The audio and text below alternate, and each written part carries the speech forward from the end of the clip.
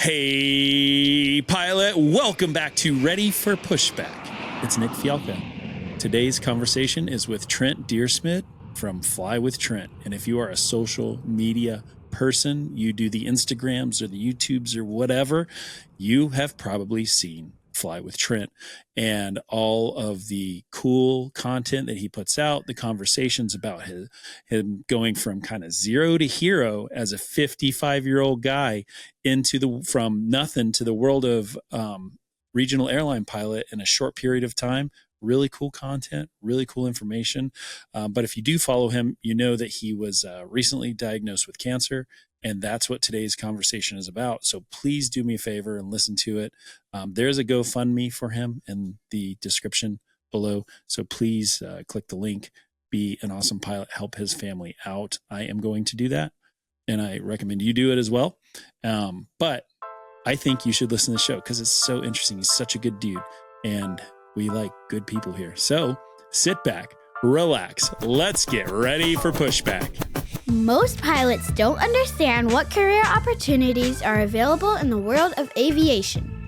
They're making career decisions based on advice from friends or posts on internet forums, meaning they are taking huge risks with their livelihood without having all the details.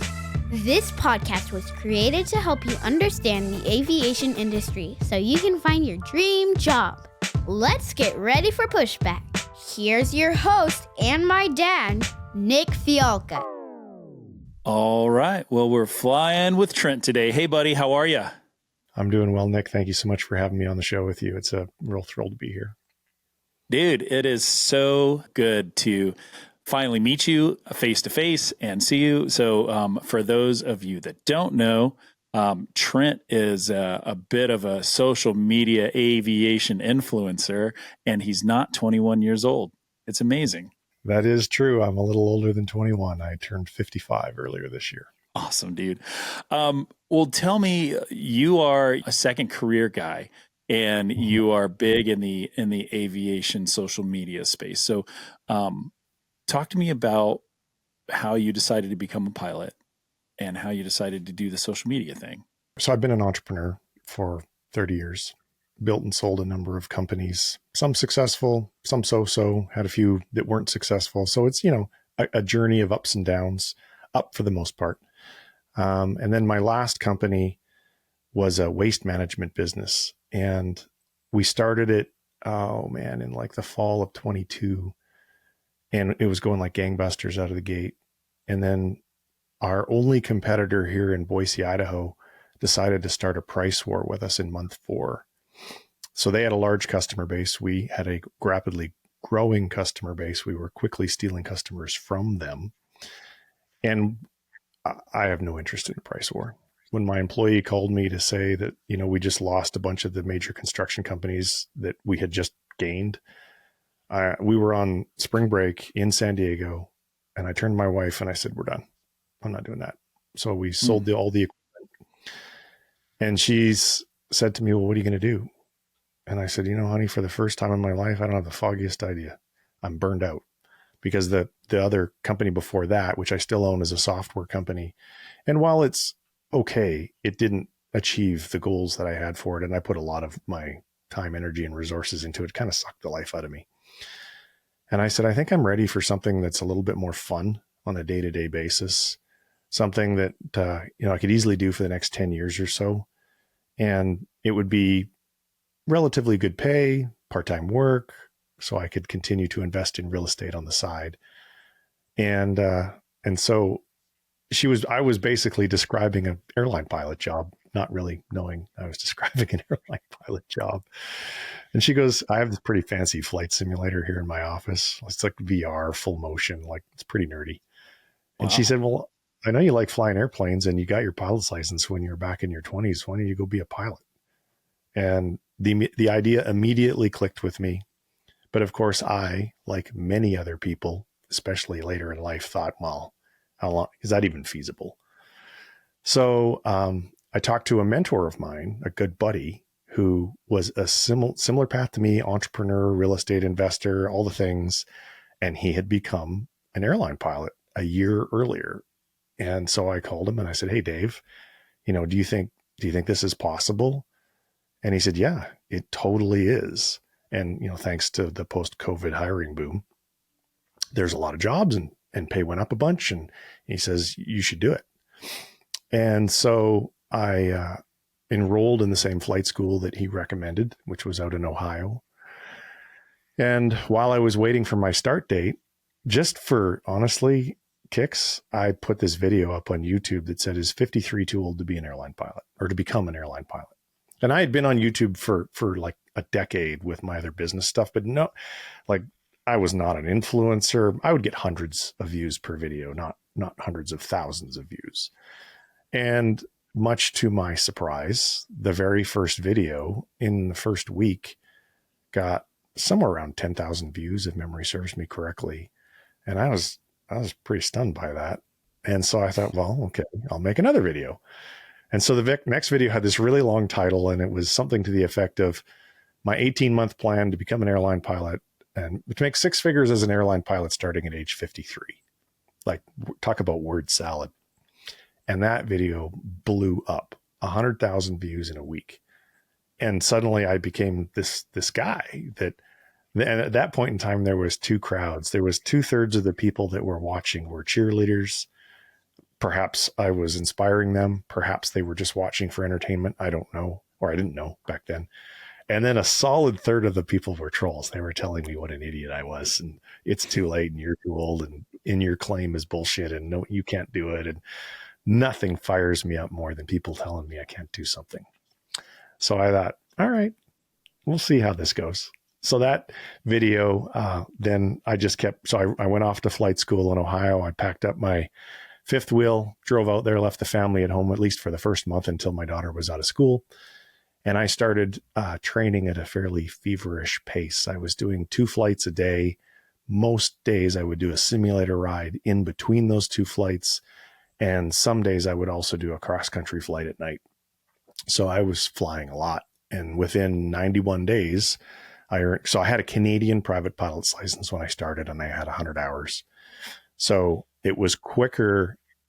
Converting my Canadian PPL was going to take 4 months. I'm like, nah, I don't want to wait that long. So I just restudied the books, took the check ride for the US private pilot's license, and then proceeded to get my instrument rating, my commercial rating, my CFI, my CFII, my MEI, and my multi-engine rating all over the next 91 days. And I did it, I think, for $37,000 or something like that. And so I'm sharing this whole journey, and I'm basically silencing those trolls saying, well, holy crap, like he actually did it.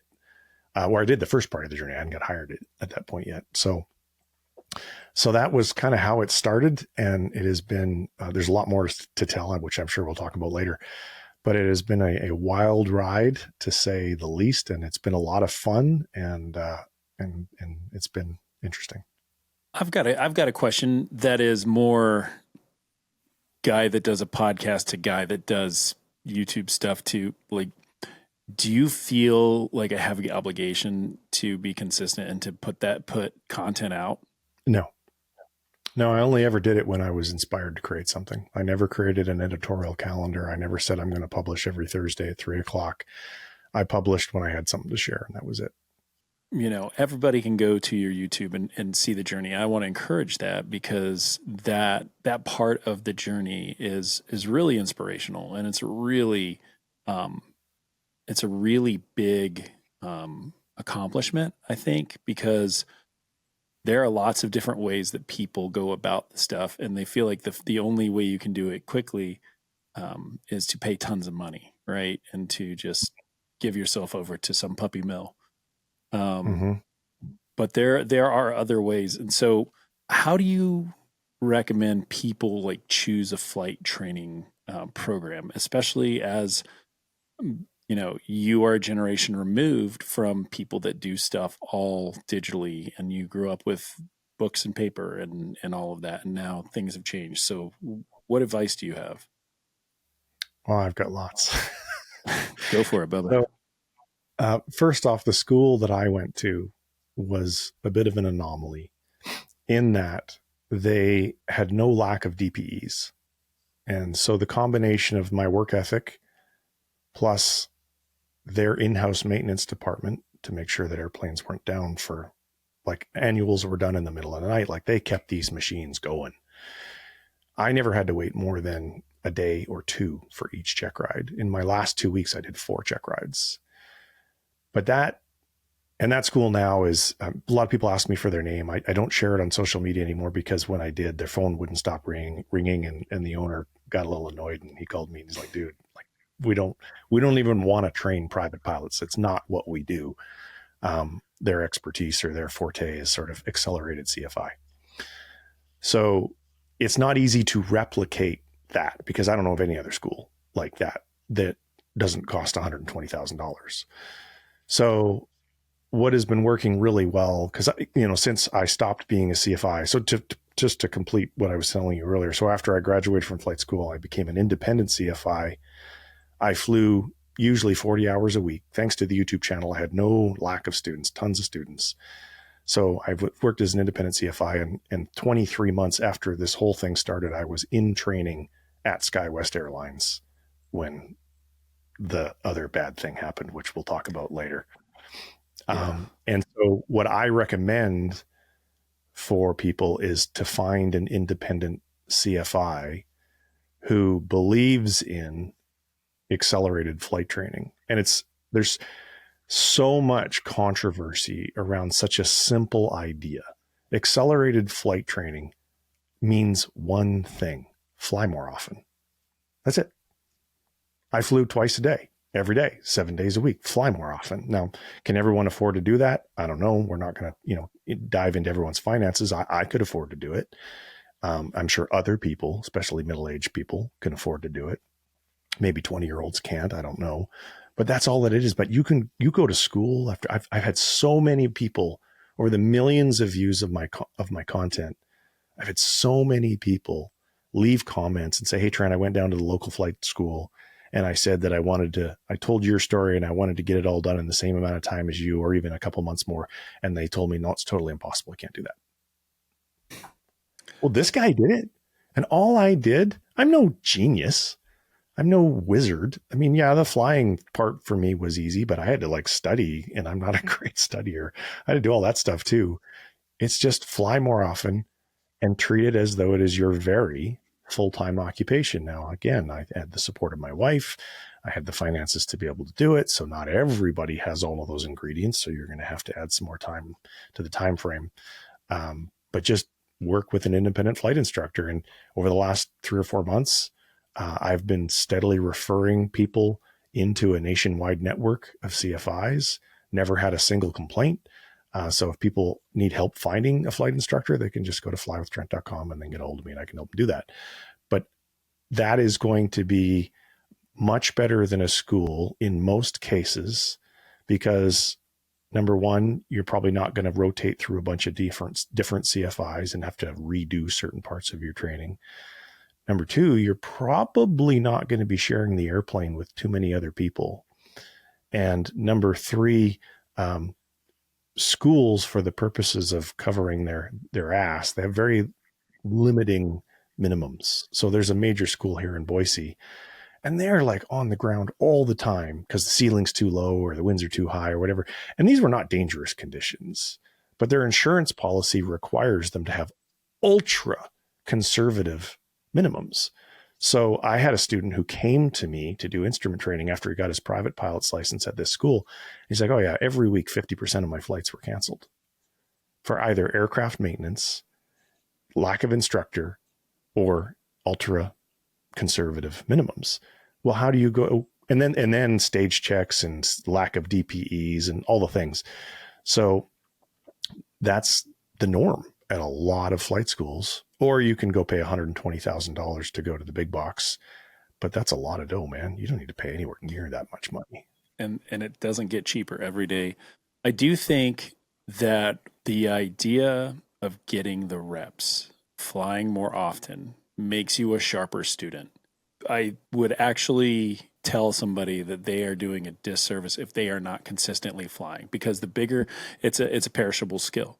Even I can see, I fly a big jet every 4 days off, 3 days on. But if I take 2 weeks off, I'm rusty and I forget. And I have to recage. And so if you're learning, that's not the way to learn. Like those reps and being able to be consistent, like that allows you to succeed if you're furiously working through. And what's funny, Nick, is that, if you're going to go to school to be a doctor or a lawyer or a software engineer or an engineer, you're going to school full time. And if you're like a pro golfer, you're practicing every day.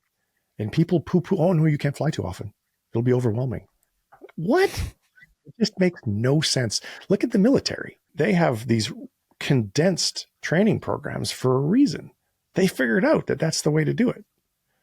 So anyway, well, I'll get off my soapbox. You can fly more often. You can quickly.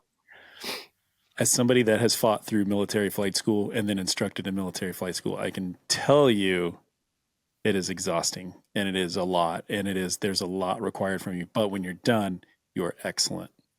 And so that excellence that you want to attain is available for you. But there's a lot of, there are different ways to go about it. But the more you push yourself, the sharper your skills get. And that's a really good thing. So the other day you put a thing on your socials talking about having to leave your job at SkyWest. Will you talk to me about that a little bit? Yeah. I got diagnosed with cancer, a very rare form of cancer. It's a form of blood cancer called myelodysplastic syndrome.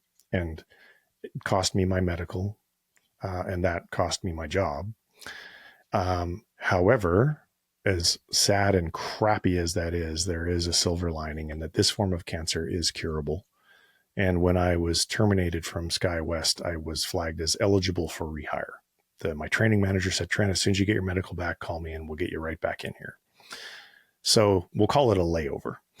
So I'm just now at the end of this week, I have to relocate to Seattle for treatment. And what treatment entails is about 4 months and a stem cell transplant. So it takes them about 3 weeks to get me ready, including some chemotherapy. So I think I get to go bald. Get me ready for the stem cell transplant, because essentially my bone marrow and my immune system doesn't work anymore the way it should. And so the chemo is to nuke all of that, kill my immune system, kill all the bone marrow. Then they found a donor in Germany. I don't know this person's name. I sure wish. I'm going to try and find it because I really want to thank them one day. The donor was a full match. And so they'll take the blood and the stem cells out of the donor on June 16th. They'll inject it into me on June 17th. And then I'll be in the hospital for a total of around 3.5 weeks. And then for 100 days after the injection, I have to be within 30 minutes of the cancer clinic, just in case something goes wrong. Because as you might imagine, if you were to catch a bug or whatever without an immune system, you can go from being alive to being dead pretty quickly. But the cure rate is very, very high on this particular procedure. My doctor calls it a run-of-the-mill stem cell transplant. So thank God for advances in science and technology. And then I'll work on getting whatever I need to do to get my medical back. And I'll call my training manager and I'm going to go right back to where I was and pick up right where I left off. I was about halfway through training. We were just getting into sims for maneuvers when this happened. And so that was... it was pretty upsetting, but I've had time to process, and now I'm just focused on the path forward. How did you? I mean, you didn't just like look inside your body and decide you had cancer. Like something happened. Like what? How did you figure it out? Yeah, there was some stuff that was going on beforehand, and so there was just a lot of tests going on, a lot of blood tests. And so the blood tests take time because this is such a rare form of cancer. It was not immediately obvious to the medical team what was going on. And so these tests were just test after test after test after test. And then finally, once their pathology department had done all the stuff that a pathology department does, they came back with hey, this is what's going on. And so my medical that I had at that point in time essentially became invalid. And so I chose to disclose that to SkyWest. I know it's been real quick and it's not been very much time so far. Like what advice would you give to somebody right now? As if, like, I know you don't know what's happened in past here, but so far you've had some experience and made some hard decisions. What do we tell them? That's a hard question. It's a little bit of a vague question, so it's a little bit hard for me to answer, but I'll do my best. So the first thing is you've got to maintain your mental health. You know, when I first heard this, the C word, you know, it's such a scary word, and it's been in my family. My wife's father had it and my dad had it, different kinds of cancer, but you know, cancer is a pretty scary word for a lot of people. And so it's tough. You know, I went through the rage phase. I went through the why me phase, the self-pity phase, the crying, screaming phase. I did all that stuff. Eventually, though, the stages of grief allow you to emerge from that. And in my case, I'm a pretty resilient person. I'm a pretty positive thinker the vast majority of the time. So once I got out of my crying like a baby phase, I just started being focused on the solution, focused on the outcome, focused on what we needed to do to get to the finish line. And, you know, there's a lot of life changes headed for my family because of this. You know, my wife and my daughter, they have to relocate to Seattle as well. Obviously, they're going to come a little bit later than me because I'm going to be in the hospital, and there's no point in them being there while I'm cooped up in a hospital all day. Maybe we'll get some visits or something like that. But, you know, you really have got to have a supportive family. Because, for example, if I wasn't married and I didn't have anyone to be my caregiver during that 100 days after the transplant, they wouldn't even give me the transplant. I wouldn't be eligible. You do then. So I don't know if I'm doing a good job of answering your question, but you've got to, mental health is the most important thing. You cannot let it beat you. And if you can master that one, everything after that just becomes part of the timeline. As a dad and as a husband, I think about, and I'm also the sole income earner in my family. And so I think about the difficulty, like if then, right? Mm-hmm. And so you are having to uproot yourself and leave your job and move halfway across the country, 1,500 miles away, to get this care that you need and unable to provide for your family. So I know that the aviation industry is different than any other place, and it's very much a brotherhood and a sisterhood and a community. How can the pilot that's listening here support you and help you? Well, when I published that video, I decided to do a GoFundMe. It's the first time in my life that I ever asked anybody for charity. And so you can put a link to the GoFundMe, I guess, wherever you'd like to put it on. It's on my website as well. It's on my YouTube channel. It's on my Instagram. It's not hard to find. And I've been blown away by the support that I've received from the Fly with Trent audience. It was way, way more than I ever would have expected. My wife and I did our best to try and figure out what the costs of all of this are going to be. And it's a significant amount of money. Our budget was $84,000, but I think it's probably going to be higher than that budget, simply because I know, like, for example, my wife, she's going to need breaks. She's going to need to go to the grocery store. She's going to need to go to the gym. She's going to need to do stuff with my daughter so that we're not all stuck in a house for 4 months, but somebody has to be with me 24 hours a day. So the thing we didn't put into the budget is, what does it cost to get that type of part-time help? So there are going to be other expenses that come our way. And so if folks would like to contribute, you will have my eternal gratitude for that, and just click the GoFundMe link. All right. So in the show notes, I'll put the GoFundMe link. I will personally donate to it. And I would like to recommend that anybody that listens to my show that gets value out of it, that has found their job because of it, like, give back. There's your opportunity. It's a big hill to climb. There's a lot of shit that you don't even think about that you have to account for. And so the more generous the pilot can be, hopefully will take some of that stress off you and let you just focus on recovery. So we'll do that. We'll focus on that, and you focus on getting better. I did introduce you to my friend Carly, who the pilots listening know from a previous episode, who battled back from cancer. And I do think that part of it,